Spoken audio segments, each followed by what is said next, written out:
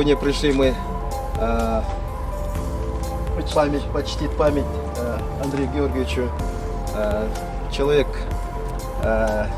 души, человек, он много вложил в организацию работы Министерства внутренних дел Казахской ССР.